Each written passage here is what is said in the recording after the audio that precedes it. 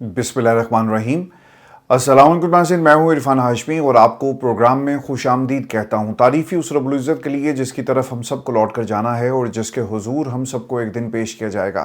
दोस्तों, आज 25 फरवरी है, दिन है बुध का और आज की हमारी ये पहली वीडियो है। 3 खबरों पर तफसील से हम बात करेंगे। पहली खबर, 2 मुलाकातें अडाला जेल में हुई और उन्होंने इमरान खान को मार देना है। ये जुमला किसका था, इसकी तफसील आपके सामने रखेंगे और इमरान खान ने अपनी अहलिया को क्या बताया और उनके ज़रिए क्या पैगाम बाहर आया, इसका भी मुकम्मल हाल अहवाल में आपके सामने रखूँगा। और फिर अलीमा खान का धरना और पाकिस्तान तहरीक इंसाफ क्या कर रही है। और एक ग्रुप है जी, सुहेल अफरीदी साहब, जो इमरान खान के साथ खड़े हैं, अलीमा खान के साथ खड़े हैं, पार्टी के साथ खड़े हैं। और कुछ लोग प्रॉक्सीज़ हैं जो पाकिस्तान की इस्टेब्लिशमेंट की तरफ से इस वक्त आपको लड़ते हुए नजर आएंगे। अली बिन गंडापुर की सिक्योरिटी क्यों वापस ली गई, इसके पीछे क्या मंतक थी, और फिर बैरिस्टर गौहर ने क्या बातें कही हैं, और इसका भी एक मुकम्मल अहाता करेंगे आज की इस नशिस्त में। और क्या वो कुर्सी छोड़ने जा रहे हैं, ये बहुत बड़ी डेवलपमेंट है, ये भी मैं आपको बताऊंगा। और फिर एक दिन में 3 हमले, ईरान की बड़ी तैयारी और ट्रंप साहब परेशान है। और एक मुआहिदा हुआ है चीन, रूस और ईरान के दरमियान, ये मुआहिदा कैसा है और इससे ईरान की जो सलाहियत है, फ़ौजी सलाहियत, इसमें कितना बड़ा फ़र्क पड़ेगा और अमेरिका इसे किस तरह से देख रहा है, इसका भी मुकम्मल हाल अहवाल में आपके सामने रखूँगा। और व्यूअर्स, प्रोग्राम शुरू करने से पहले मेरी आप तमाम दोस्तों से दरख्वास्त है कि आप चैनल को ज़रूर सब्सक्राइब कर लें। हमारा 1 मिलियन का टारगेट है by the end of this year, अल्लाह ताला के हुक्म से और आप तमाम दोस्तों के ताउन से हम इसे ज़रूर अचीव करेंगे। इरफान हाशमी टॉक्स के ऊपर आपकी सपोर्ट बड़ी ज़बरदस्त किस्म की अभी तक जारी है, इसे कंटिन्यू करें। इंशाल्लाह ये पाकिस्तान का हम सबसे बड़ा प्लेटफॉर्म बनाएंगे आप तमाम दोस्तों के ताउन से, अल्लाह ताला के हुक्म से। और इंटरनेशनल ख़बरें आपको सबसे पहले और डिटेल्ड ख़बरें आपको यहाँ पे आपको मिलेंगी, और फिर डॉक्यूमेंट्रीज़ हमारी साथ साथ चल रही हैं। लेकिन फिर सबसे पहले आपको बताएं कि इमरान खान और बुशरा बीबी की आज 2 मुलाकातें अडाला जेल के अंदर हुई। एक मुलाकात इमरान खान और बुशरा बीबी की है, दूसरी मुलाकात बुशरा बीबी उनकी फैमिली की हुई। इमरान खान की सेहत के हवाले से जो रात से खबरें आ रही थी, इसकी कंफर्मेशन आ गई है। मैंने अपनी पिछली वीडियो में इसे मुबैना इलाज कहा था, लेकिन अब ख़ानदानी ज़रा ये बताते हैं कि इमरान खान को पिम्स हस्पताल ले जाया गया, जहाँ पर जो सेकेंड इंजेक्शन था उनको दिया गया। लेकिन जो इसमें सबसे ख़तरनाक बात है, अभी तक इमरान खान की आँख की जो बिनाई है वो ठीक नहीं हो पाई, स्वेलिंग है इसके अंदर। और जो पहला प्रोसीजर किया गया था उस वक्त से लेकर आज तक इमरान खान की जो आँख है उसकी बिनाई में ज़रा रत्ती बराबर भी फ़र्क नहीं पड़ा। और बताया जाता है कि अभी भी उनकी बिनाई वैसी की वैसी है, यानी विजन उनका ब्लर है। और जो प्रोसीजर किया गया है, इसके बावजूद इमरान खान की सेहत के हवाले से कंसर्न्स अपनी जगह मौजूद हैं। दोस्तों, ये जो 2 मुलाकातें हुई हैं, एक तो खान साहब ने बुशरा बीबी से मुलाकात की, मंगल को जेल मैनुअल के मुताबिक उनकी मुलाकात करवाई जाती है। ख्याल ये किया जा रहा था कि शायद बुशरा बीबी की मुलाकात उनकी फैमिली मेम्बर से ना करवाई जाए, लेकिन बुशरा बीबी की अपने फैमिली मेम्बर से, एक तो भाभी और भतीजे से उनकी मुलाकात हुई है।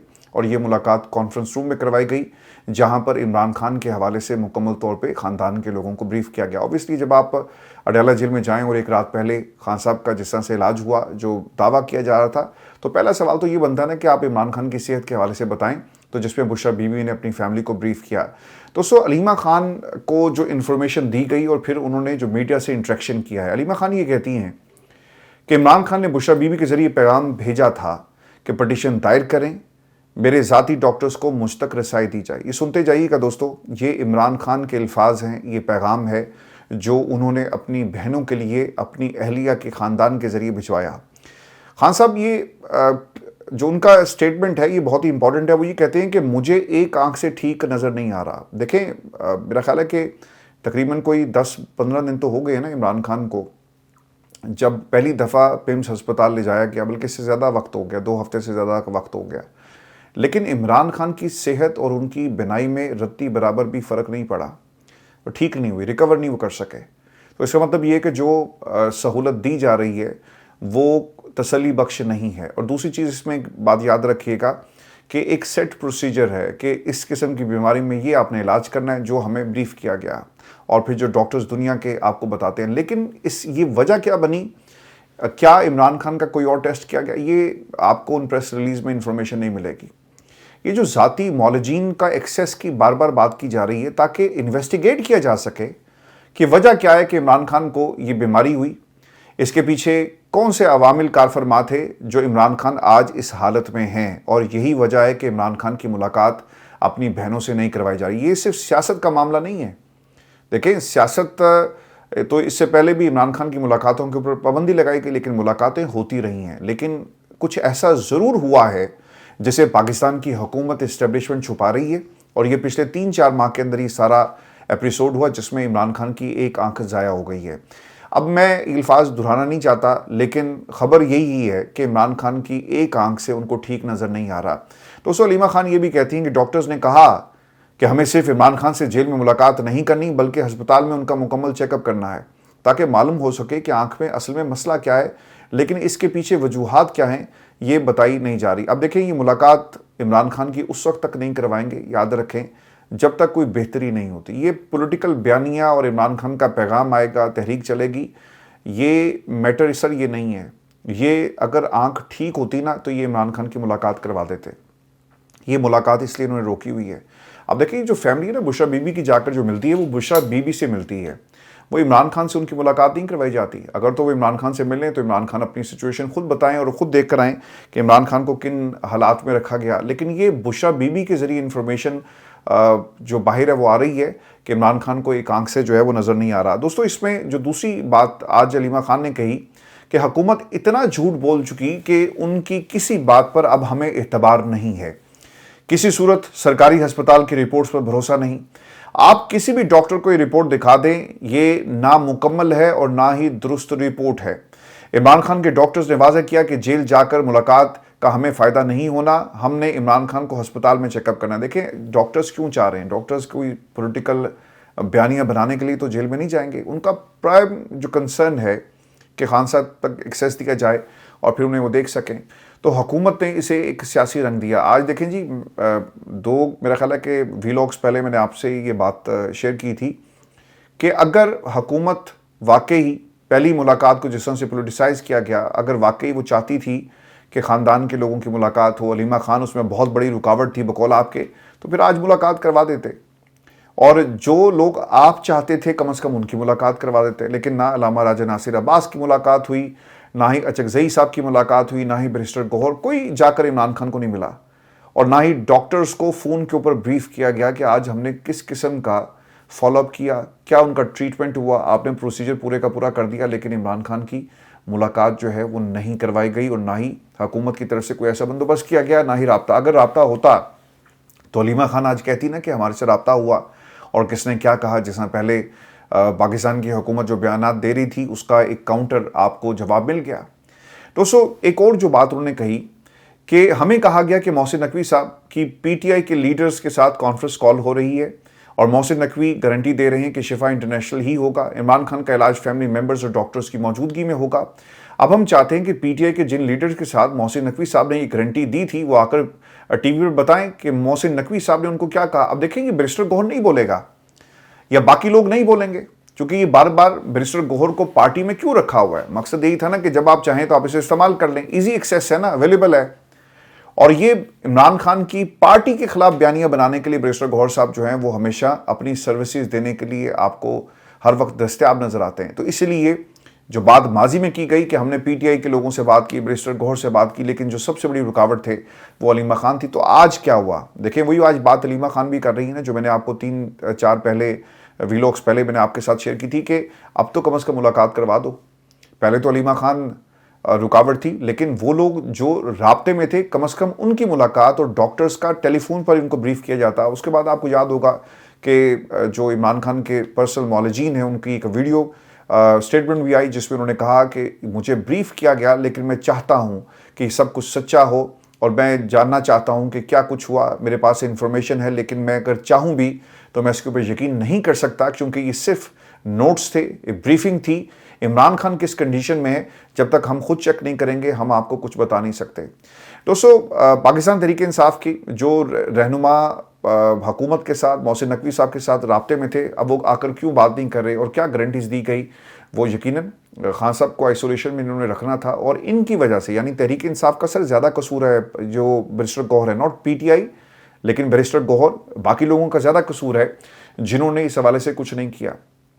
अलीमा खान ने एक और भी बात कही, ये बड़ी इंपॉर्टेंट है कि सरकारी डॉक्टर्स ने जो रिपोर्ट बनाई वो तो रिपोर्ट ही ठीक नहीं, मीडिया वाले भी अपने डॉक्टर्स को दिखा लें वो रिपोर्ट नामुकम्मल है, ये रिपोर्ट और इलाज मुस्तरद। देखें जी, वो रिपोर्ट है ही नहीं, वो एक आइटिनरी है, कब निकाला, कब लाया गया, नाम क्या है, उम्र कितनी है, कौन सा डॉक्टर था, किस किस्म का इलाज हुआ और कौन से टेस्ट किए गए। अब टेस्ट के अंदर रिपोर्ट्स क्या आई ये शेयर नहीं किया गया।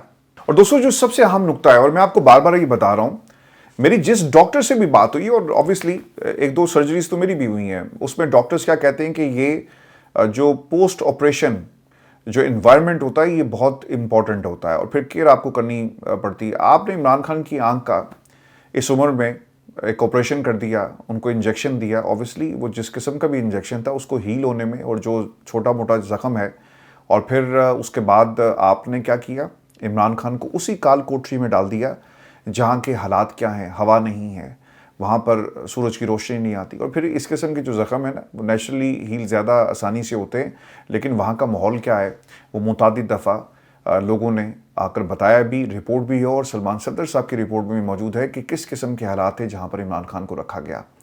अब अलीमा खान ये कह रही हैं कि सरकारी डॉक्टर्स ने जो रिपोर्ट बनाई हमें इस पर यकीन नहीं, सरकार का अस्पताल है, आप जितनी चाहें ऐसी रिपोर्ट बना सकते हैं, लिहाजा हम इसे मुस्तरद करते हैं। पिम्स सरकारी अस्पताल है, वहाँ जो मर्जी चाहें आप कर सकते हैं। अफसोस की बात यह है कि इमरान खान को जो रात इंजेक्शन लगाया गया, डॉक्टर्स के मुताबिक इसकी आफ्टर केयर होती है, लेकिन उन्होंने आधे घंटे में इमरान खान को वापस जेल में पहुंचा दिया। इमरान खान के साथ जुल्म कर रहे हैं, और खुदा न खास्ता अगर इन्फेक्शन हो गई, कोई मामला ऐसे ख़राब हो गए, तो उन्होंने कहना है कि भाई देखें, हमने तो उनको best state of the art सहूलियात दी, और ऐसा जो इलाज है वो तो शौकत खानम में भी नहीं होता, और जो पर्सनल मॉलजीन है वो भी इस किस्म की केयर नहीं कर सकते। लेकिन इमरान खान की चूँकि उम्र हो चुकी, उनकी आंख का ये मामला है, लिहाजा इसमें कुछ कहा नहीं जा सकता। दोस्तों ये जो 2019 के बाद 2026 चल रहा है ना, वक्त गुजरने का पता भी नहीं चला है। नवाज शरीफ की हुकूमत गई, इमरान खान साहब की हुकूमत आती है, वो भी हुकूमत चली गई, 6 बरस गुजर गए। अब ये ना कैलकुलेशन कर रहे हैं। आज मुझे बहुत ही तकलीफ़ के साथ ये बात मैं दोबारा आपसे शेयर कर रहा हूँ। मेरी आज लंदन में किसी से बात हुई, पाकिस्तान मुस्लिम नून के वो करता धरता हैं, तो उन्होंने दोबारा से ना अपना कैलकुलेटर निकाल लिया, और मैंने उनको 2 दफ़ा रोका कि आप लोगों ने जानबूझकर ये हालात क्रिएट किए जिसमें इमरान खान के लिए आप बार बार कैलकुलेटर निकाल लेते हैं कि यार 74 दाते हो गया है, तो आगे कितनी ज़िंदगी है। मैंने फिर उनको पलट के कहा कि आप ये नवाज शरीफ और शहबाज शरीफ साहब के बारे में नहीं सोचते, तो ज़िंदगी मौत तो मेरे रब के हाथ में, उनके बारे में आपका क्या ख्याल है। तो उनका जवाब ये था कि जनाब वहाँ पे एक ट्रांजिशन चल रही है, मरियम ने महाज संभाल लिया। लेकिन दोस्तों देखना ये होगा कि ये प्लानिंग आप की है ना, और जो मेरे रब की प्लानिंग है वो क्या होगी। इंसान के हाथ में तो ज़िंदगी नहीं है। आप 74 साल की बात कर रहे हैं, यहाँ पे लोग 90-90 साल ज़िंदा रहते हैं, और इमरान खान को अल्लाह ताला लंबी उम्र दे। और मेरी अब दुआ है, और मैं आप दोस्तों से भी रिक्वेस्ट करूँगा कि इन तमाम लोगों को, ये जितने भी लगड़ बगड़ हैं ना सियासत के, अल्लाह ताला इनको ये वक्त दिखाए जब इमरान खान 90 साल उनकी उम्र हो और वो पाकिस्तान में दोबारा उस कुर्सी पर बैठे और फैसले करें इस कौम के। अगर दोस्तों इन्होंने ये कैलकुलेटर्स निकाल लिए और यही म्यार है, तो फिर आपको दुआ करनी है इमरान खान की ज़िंदगी के लिए कि अल्लाह ताला उन्हें सेहत वाली लंबी ज़िंदगी दे, ताकि वो पाकिस्तान का कंट्रोल संभालें, पाकिस्तान के हालात को देखें, पॉलिसी को संभालें, लोगों को संभालें, यहाँ की मईशत ठीक हो। और इन लोगों को ये वक्त ज़रूर दिखाए जो आज पाकिस्तान में कैलकुलेटर्स निकाल कर इमरान खान की ज़िंदगी का हिसाब कर रहे हैं। दोस्तों उस्मा खान की गुफ्तगू, वो ये कहती हैं कि जिन पर हमारा इतबार है, जब तक वो नहीं होंगे हमें तसल्ली नहीं होगी। अगर कोई बीमारी है तो इसको सामने लेकर आएँ, छुपा क्यों रहे हो। इमरान खान की मेडिकल रिपोर्ट में बीमारी का नाम नहीं, इलाज तब तक शुरू नहीं हो सकता जब तक उसकी वजह का पता ना हो। रूट कॉज आपको देखनी पड़ती है। मैं 1% यकीन नहीं करती ये बीमारी खुद से हुई है, मैं समझती हूँ कि उन्होंने कुछ किया है। ये कंसर्न है जी तीनों बहनों का जो उन्होंने बात की। अच्छा, अब इसमें ना मरियम वट्टू का एक बयान आया, और ये बुशरा बीबी की बहन है, वो ये कहती हैं कि मेरी भाभी और बुशरा बीबी की बेटी के अहले खाना ने आज बुशरा इमरान खान से मुलाकात की। चूँकि खान साहब को गुज़िश्ता रात आंख में दूसरा इंजेक्शन लगाया गया, इसलिए अभी ये कहना कबल अज़ वक्त होगा कि इसका कोई मुस्बत असर होगा या नहीं होगा। इनकी आंख अभी उसमें स्वेलिंग है, और इनकी हालत गुज़िश्ता हफ्ते जैसी है, जिसमें कोई ख़ास बेहतरी नहीं आई। खान साहब ने एक बार फिर ताकीद की कि उनकी बहनें जो उनके वकला के साथ राब्ते में हैं, फौरी तौर पर अदालत में दरखास्तें दायर करें, ताकि उनके ज़ाती मौलजीन को उनका मुआयना करने में फौरी इजाज़त जो है वो दी जा सके। खान साहब को ने शायद किसी ने एक्सप्लेन नहीं किया कि बाहर पाकिस्तान का तमाम अदालती निज़ाम जो है وہ کچھ مخصوص شخصیات کنٹرول کر رہی ہیں اور انہوں نے اگر درخواستیں جائیں گی بھی ان کو فکس نہیں کرنا۔ دوستو جو اہم سوالات اس پورے منظرنامے کے ساتھ جڑے ہوئے ہیں یہ بھی میں آپ کے ساتھ شیئر کر دوں کہ تحریک انصاف اب کرے گی کیا، ہے نا سوال۔ سہیل افریدی کی حکمت عملی کیا ہوگی؟ روز سپریم کورٹ دھرنے سے کیا کوئی آپ کو فائدہ، کوئی افاقہ ہوگا؟ اور کیا سپریم کورٹ سے عمران خان کو ریلیف مل سکتا ہے؟ یہ بھی ایک انتہائی اہم سوال ہے، اور اس سے پہلے بھی کئی بار آپ لوگوں نے دھرنے دیے لیکن اس کا کیا کوئی نتیجہ نکلا؟ جب تک پاکستان تحریک انصاف اپنے اختلافات کو سائیڈ پہ رکھ کر عمران خان کی رہائی کے لیے سر کچھ نہیں کرے گی، آپ جتنی مرضی فورسز بنا لیں، آپ جتنی مرضی یہاں پر موبلائزیشن کر لیں، جب تک آپ اکٹھے ہو کر عمران خان کی رہائی کے لیے نہیں کچھ کریں گے، عمران خان سر رہا نہیں ہوں گے۔ ایک تو جی ملاقاتیں دوبارہ سے شروع ہو گئی ہیں، تفصیلات کے مطابق رات سہیل خان افریدی سے قائد حزب اختلاف سینیٹر علامہ راجہ ناصر عباس صاحب کی سربراہی میں مجلس سے وحدت المسلمین کے وفد نے خیبر پختونخوا ہاؤس میں ملاقات کی اور اس میں احتجاجی حکمت عملی کے اوپر غور کیا گیا۔ میں نے آپ کو پہلے بھی بتایا تھا نا کہ علامہ راجہ ناصر عباس صاحب جو ہیں وہ چاہتے ہیں کہ مزاحمت ہو اور عمران خان کو جو ہے وہ رہا کروایا جائے۔ اب دوستو پاکستان تحریک انصاف میں کچھ اختلافات کی بات بھی آ رہی ہے اور شاید یہ بات کسی کو پسند نہیں آتی جب ہم پاکستان تحریک انصاف میں اختلافات کی بات کرتے ہیں، لیکن دیکھیں یہاں پہ پسند ناپسند کا معاملہ نہیں ہے، یہاں پر عمران خان کی رہائی کا معاملہ ہے۔ اب ہماری یہ کوشش یہ ہوتی ہے کہ ہم ہر ویلاگ میں ہمارا جو نیوکلیس آف ڈسکشن ہے وہ عمران خان کی رہائی ہو۔ باقی سر تمام باتیں سرسری سی ہیں، میں آپ کو کبھی بھی جو پی ٹی آئی کی گورننس کے معاملات ہیں کے پی کے میں اس پہ بات نہیں کرتا، میں ان لوگوں کے بارے میں بات کرتا ہوں جو پاکستان تحریک انصاف کے خلاف کام کر رہے ہیں یا پھر پارٹی کے اندر پراکسیز ہیں جنہوں نے عمران خان کی رہائی کا مینڈیٹ لیا لیکن کیا کچھ نہیں۔ تو ہمیں فوکس جو ہے وہ خان صاحب کی رہائی پہ رکھنا چاہیے، جس طرح ہمارے ویلاگس اور باقی دوستوں کے ویلاگس کا بھی جو نیوکلیس آف ڈسکشن ہے وہ خان صاحب کی رہائی ہے۔ ہمیں پارٹی کے اندر اختلافات نظر آتے ہیں، وہاں پر یہ نیوکلیس آف ڈسکشن نہیں ہے، سینٹر آف ڈسکشن یہ نہیں ہے۔ وہاں پہ کیا ہو رہا ہے، ایک دوسرے کا گریبان پکڑا جا رہا ہے، لوگ جو گروپس ہیں ان کو ایگزٹ کر رہے ہیں۔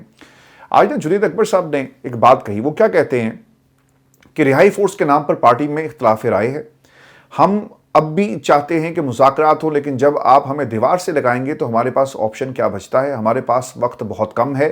رہائی امن فورس کے نام پر تو پارٹی کے اندر کوئی اعتراض ہو سکتا ہے لیکن یہ فورس بنے گی ضرور، وہ تمام لوگ جن کا مقصد عمران خان کی رہائی ہے وہ ایک جھنڈے تلے متحد ہوں گے۔ دیکھیں میں نے آپ کو ایک بات بتائی تھی نا، جب یہ رہائی فورس کا اعلان کیا گیا، وہ لوگ جو اس نظریے کے ساتھ جڑے ہوئے ہیں ان کا یہ خیال ہے کہ یار ہمارے بڑے ہمیں دھوکہ دے رہے ہیں، ہمیں ان کو بھی آگے سے دھوکہ ملتا ہے، لیکن کچھ تو پیدا ہی دھوکہ دینے کے لیے پاکستان تحریک انصاف کے اندر ہوئے اور اس کے ساتھ جڑے، اور وہ ایک طرح سے پراکسی کا کام کر رہے ہیں۔ اور سب سے بڑی دلیل آپ کے سامنے 4 دن پہلے میں نے رکھ دی تھی کہ یار اب تو ملاقات کروا دو، اب تو ان لوگوں کو دیکھ لیں گے کہ آپ نے عمران خان سے بات کروائی یا نہیں کروائی، وہ نہیں کروائی، تو ان کا کام یہ تھا کہ صرف وقت پڑنے پر ان کو استعمال کیا جائے۔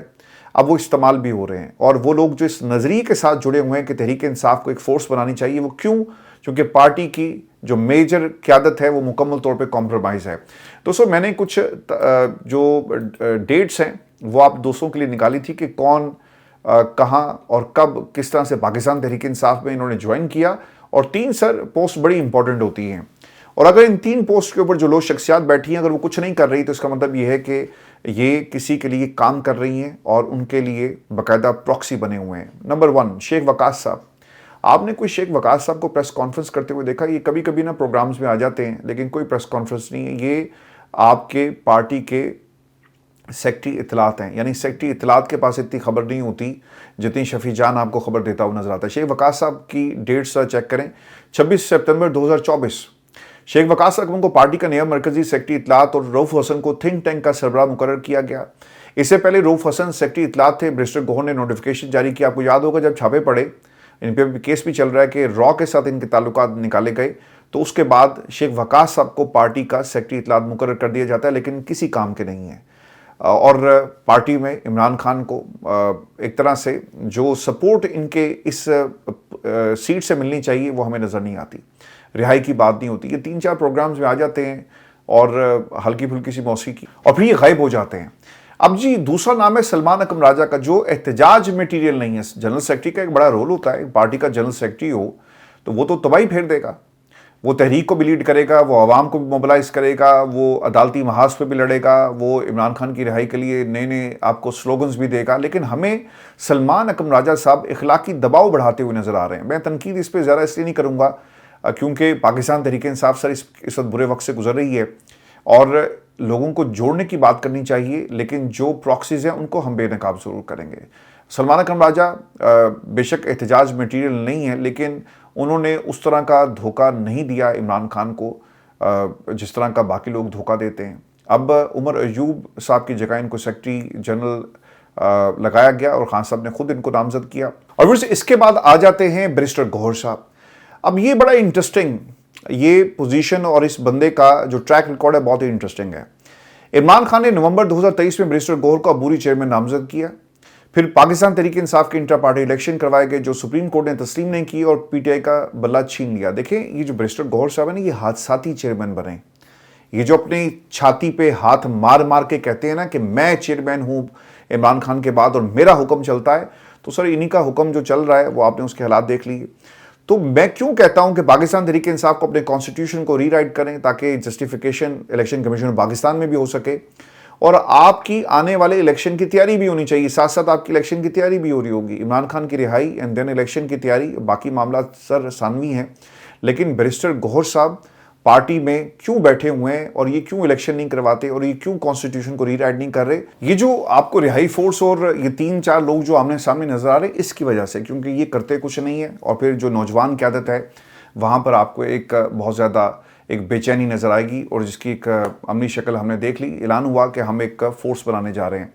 دوستوں میں آپ کو نا ایک خبر یہ بھی دے دوں کہ خالد خورشید صاحب نے گروپ چھوڑ دیا. جی اطلاعات کے مطابق سابق وزیر اعلیٰ گلگت خالد خورشید سیاسی کمیٹی کا جو گروپ تھا وہ چھوڑ کر چلے گئے. سلمان اکرم راجہ کی جانب سے سیاسی کمیٹی کا واٹس ایپ گروپ بنایا گیا جس میں عمر ایوب شبلی فراز کے بعد اب خالد خورشید نے بھی گروپ چھوڑ دیا ہے. ان کو اعتراض یہ تھا, ایک تو جنرل سیکرٹری صاحب ان کے بھی اختلافات تھے آپس سے, بہت سارے اختلافات, لیکن خالد خورشید صاحب کو یہ کہا گیا تھا کہ یہ دھرنے مت دو. اس کے بعد انہوں نے اس کمیٹی کا سیاسی کمیٹی کا جو واٹس ایپ گروپ ہے اسے خیر بات کہہ دیا. دوستو بیرسٹر گوہر صاحب کی میڈیا سے گفتگو یہ بھی میں آپ کے ساتھ شیئر کرتا ہوں کیونکہ اپنی گفتگو سے یہ مزید ایکسپوز ہو رہے ہیں. وہی کیا کہہ رہے ہیں سن لیں ذرا. بیرسٹر گوہر یہ کہتے ہیں کہ ہمیشہ لوگوں سے کہتا ہوں کہ آواز ضرور اٹھائیں لیکن زبان نہ چلائیں. میں زبان چلانے کے خلاف ہوں. تمام فریقین کو لحاظ کرنا چاہیے تاکہ ملک آگے چل سکے. رہائی فورس کا معاملہ پارٹی میں ڈسکس کیا گیا. ہم چاہتے ہیں کہ کوئی بھی ایسی چیز نہ ہو جو غیر قانونی اور غیر آئینی ہو. ہم ہر فورم پر آواز اٹھائیں گے, سڑکوں پر بھی آئیں گے, پارلیمنٹ بھی جائیں گے, عدالتوں میں بھی جائیں گے. ایسا کام کریں گے, کوئی نہیں کریں گے جو جمہوری نہ ہو. دیکھیں آپ نے تمام دروازے کھٹکھٹا کر دیکھ لیا, وہ غیر آئینی نہیں تھا جو پاکستان کی حکومت فارم 47 پہ بیٹھی ہوئی ہے. آپ اس پارلیمان میں جا کر کیا آپ نے ان 2 برسوں میں کیا حاصل کیا؟ 3 برسوں میں آپ عمران خان کو رہا تو نہیں کروا سکے.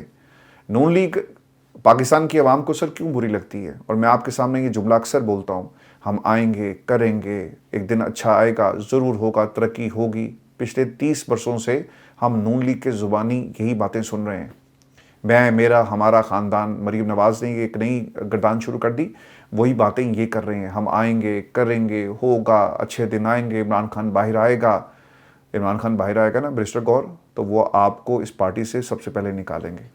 اب مجھے لگتا ہے یہ میری اسیسمنٹ ہے, وقت ثابت کرے گا اسے, کہ بیرسٹر گوہر کو پارٹی سے نکال دیا جائے گا چونکہ لاوا سر پک رہا ہے.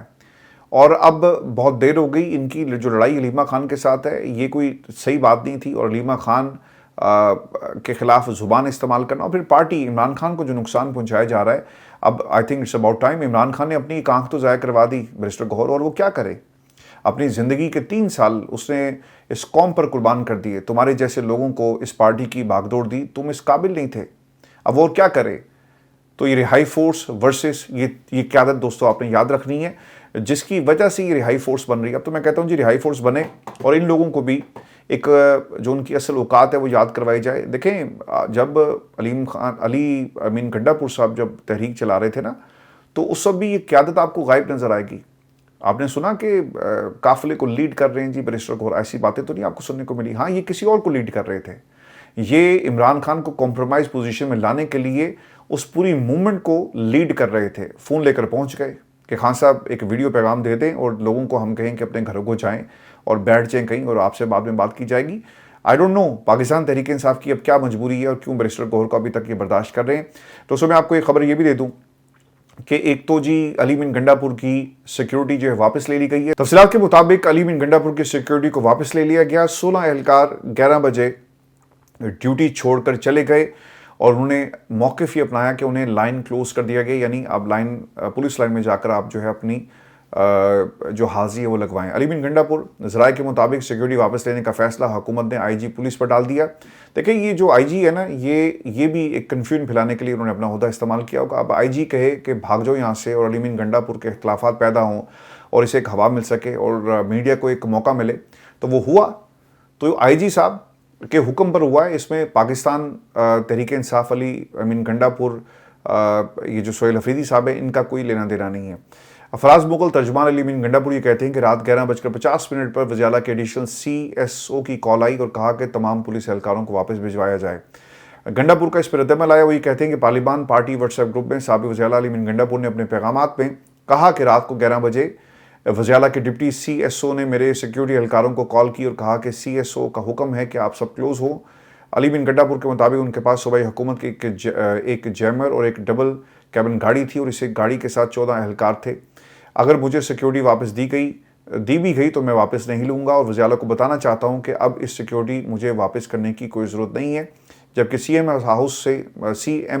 हाउस से कहा गया कि साबिक़ वज़ियाला अली बिन गंडापुर की सिक्योरिटी वापस लेने का फैसला नहीं किया गया और वज़ियाला सिक्योरिटी वापस लेने में कोई सदाकत नहीं है, यानी ये इन्होंने नहीं किया बल्कि इनसे किसी और ने करवाया है। और फिर आपको ये भी खबर दें कि ईरान अमेरिका जंग किसी भी वक्त शुरू हो सकती है, लेकिन इसमें एक नई डेवलपमेंट ये हुई है कि धमकियों के बावजूद ईरान के ऊपर जिस तरह का प्रेशर था, मुज़ाकरात के लिए बैठो नहीं तो हम हमला करेंगे, अपने जो एटॉमिक प्रोग्राम है इसको रोल बैक करो, ये तमाम शराइत ईरान के ऊपर लागू करने की अमेरिका की तरफ से कोशिश की जाती है। लेकिन इस पूरे प्रोसेस में अमेरिका की एक बहुत बड़ी फ़ौज के मुकाबले में ईरान ने अपनी दिफाई सलाहियत को बढ़ा लिया है। अभी जो डिसाइसिव अगर इसे कहा जाए जो मूव है ईरान की तरफ से, उन्होंने रूस से टेक्नोलॉजी हासिल की। 2500 के करीब क्रूज़ मिज़ाइल शिकन जो हथियार हैं उनके पास हैं। इसके साथ साथ अब चाइना के साथ एक बड़ी डेवलपमेंट ये हुई है कि उन्होंने कुछ ऐसे हथियार लिए हैं जो एंटी शिप मिसाइल्स हैं और ये एक बहुत बड़ा एक डिसाइसिव फैक्टर हो सकता है अगर ईरान और अमेरिका के दरमियान जो है वो जंग होती है। तफसीलात के मुताबिक 3 सिक्योरिटी एहलकार हैं जी, ईरानी और फिर जो हुकूमती अहदेदार हैं, उन्होंने इस बात को कन्फर्म किया कि इन मिसाइल सिस्टम की ख़रीदारी के लिए चीन के साथ मुज़ाकरात कम से कम 2 साल पहले इसका आगाज़ हुआ, लेकिन इस पर कोई तेज़ी नहीं आई। और जब 12 रोज़ा जंग जो हुई है अमेरिका और फिर इसराइल के साथ, इसराइली इंटेलिजेंस एजेंसी के साबिक़ अफसर और इसराइल के institute for national security studies से वाबस्ता जो लोग हैं उनके मुताबिक अगर ईरान के पास खित्ते में बहरी जहाज़ों को निशाना बनाने के लिए सुपरसोनिक सलाहियत अगर आ गई तो इससे खेल मुकम्मल तौर पे बदल जाएगा। इन मिसाइलों को रोकना बहुत मुश्किल है। ईरान की वजारत ख़ारजा के एक अहदेदार ने खबर रसां एजेंसी को ये भी बताया कि ईरान के अपने इत्तेहादियों के साथ फ़ौजी और सिक्योरिटी मुआहदे हैं और ये इनसे फ़ायदा उठाने का मुनासिब वक्त है। चीन की वजारत दिफा ने रॉयटर्स को ये भी बताया कि इसे इस मुमकिन मिसाइल फ़रोख्त से मुतल्लिक़ मुज़ाकरात की कोई मालूमात नहीं, जबकि चीन की वजारत दिफा ने इस हवाले से तबसरे की दरख्वास्त का जवाब नहीं दिया। देखें ये जो चाइना है वो ओबियसली अपने मफादात का तहफ़्फ़ुज़ करेगा और इससे बेहतरीन मौका नहीं हो सकता कि आपने क्या किया, आपने CM-302 की ख़रीदारी के लिए बाकायदा एक मुआहदा कर लिया। और एक जो इसमें मज़ीद जो एक डेवलपमेंट दोस्तों ये भी हुई है कि Stockholm international Peace Research institute के सीनियर मुहक़्क़िक़ हैं पीटर वेइसमैन, उनके मुताबिक CM-302 की ख़रीदारी गुज़श्ता साल की जंग में मुतासिर होने वाले ईरान के असलहे के ज़ख़ीरे में नुमाया बेहतरी लाएगी और ये एक बहुत बड़ी ताकत जो है वो ईरान बनने जा रहा है। अब डोनाल्ड ट्रंप साहब के हवाले से बताया जाता है, जो वाइट हाउस के तर्जुमान का एक बयान जारी हुआ जिसमें उन्होंने कहा कि सदर ट्रंप ही ईरान के मामले में हती फैसला करेंगे, यानी ये जंग का जो बटन है वो डोनाल्ड ट्रंप के पास है और वही फैसला करेंगे कि हमने कब हमला करना है। लेकिन ईरान के साथ जंग अगर हुई और इसका बाकायदा अमेरिका ने आगाज़ किया तो सर इसके बहुत ही ख़तरनाक नताइज खित्ते पर पड़ेंगे। बहुत सारे ममालिक ईरान के इस वक्त हदफ पर है और इस सिर्फ ये अमेरिका के साथ जंग नहीं होगी बल्कि उस पूरी जो इत्तेहादी चेन है वो ईरान के टारगेट पर होगी। तो इस पर ना तफसील से मैंने बात की है, दूसरे व्लॉग में जाकर उसे ज़रूर देखिएगा। वो लोग जो इरफान हाशमी टॉक्स को नहीं देख रहे تو ان کے لیے میں نے آج کوشش کی کہ خبر ہم جو ہے یہاں پہ انٹرنیشنل جو ڈیولپمنٹس ہو رہی ہیں وہ آپ کے ساتھ شیئر کریں. لیکن جا کر عرفان ہاشمی ٹاکس کو آپ ضرور سبسکرائب کیجیے گا. اجازت دیجیے, اللہ نگہبان.